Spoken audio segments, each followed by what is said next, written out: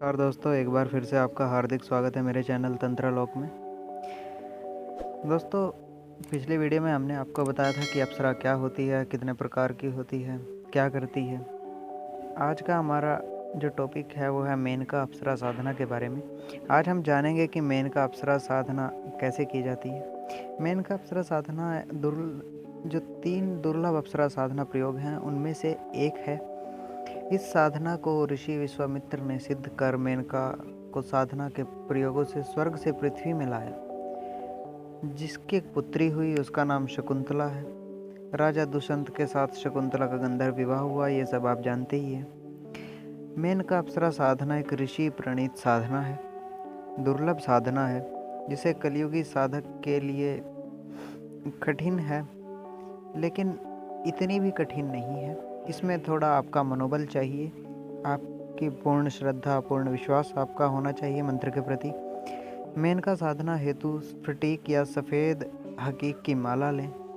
मेनका का जो मंत्र है अप्सरा का, उसको भोजपत्र पर लिखकर प्राण प्रतिष्ठा कर लें, या आप किसी पंडित से भी करवा सकते हैं। यदि आप खुद चाहें तो खुद भी कर सकते हैं, और यदि आपको प्राण प्रतिष्ठा करनी नहीं आती है तो आप हमें कमेंट करके बताइए, हम इसके ऊपर भी एक वीडियो बना देंगे अलग से।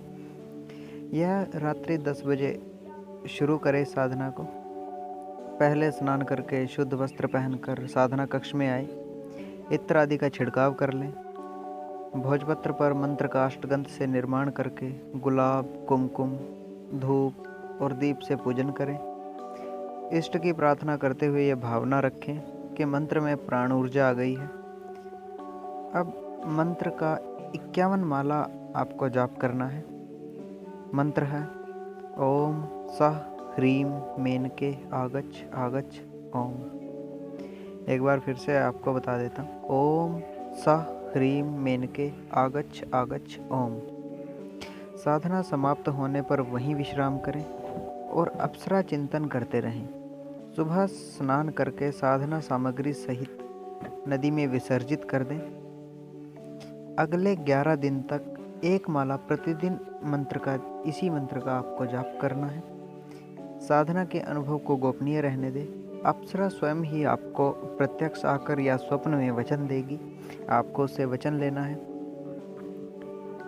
आपको उससे वचन ये लेना है कि आप उसको जिस रूप में भी सिद्ध करते हैं, माता, बहन, पत्नी, मित्र, प्रेमिका के रूप में, उसी रूप में आपको उससे वचन लेना है कि मैं तुमको इस रूप में अपने पास रखना चाहता हूँ। जब मैं बुलाऊँ तुम आओगी और मेरा जो कार्य होगा वो करोगी, कभी भी मेरी आज्ञा का उल्लंघन नहीं करोगी, और तुम्हारे कारण मेरे परिवार, मेरे कुटुंब को कभी कोई परेशानी नहीं आएगी, और तुम सदैव मेरी और मेरे परिवार की रक्षा करोगी। जब अप्सरा ये वचन आपको दे दे तब आप अपनी साधना को संपूर्ण समझिए।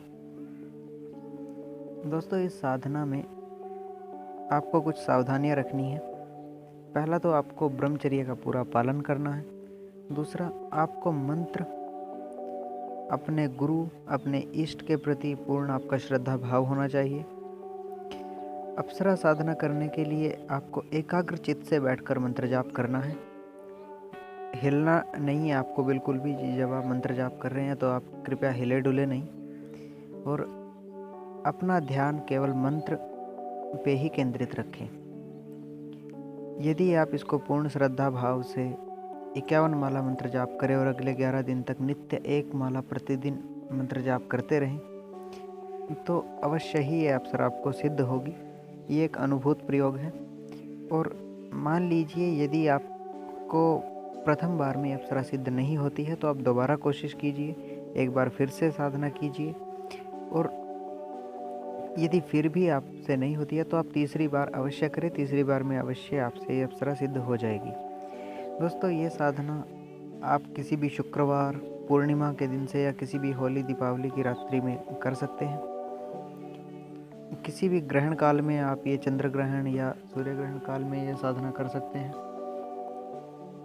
ये साधना केवल और केवल आपके मनोबल, आपके दृढ़ निश्चय, आपके विश्वास, आपके ब्रह्मचर्य और आपकी एकाग्रचित ध्यान पर ही सिद्ध होगी। यदि आप में इनमें से एक में भी आप कोई त्रुटि करते हैं तो ये साधना सिद्ध नहीं होगी।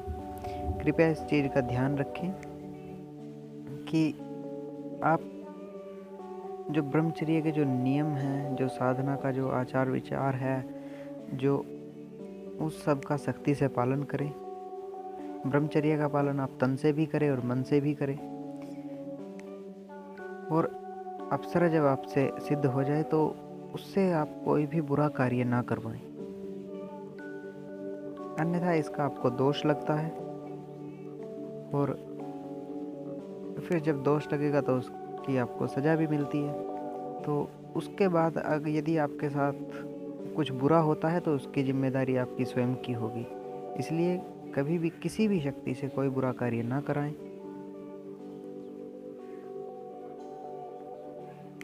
तो दोस्तों, ये थी हमारी आज की जानकारी। अगर आपको वीडियो अच्छी लगी है तो वीडियो लाइक करें, चैनल को सब्सक्राइब करें।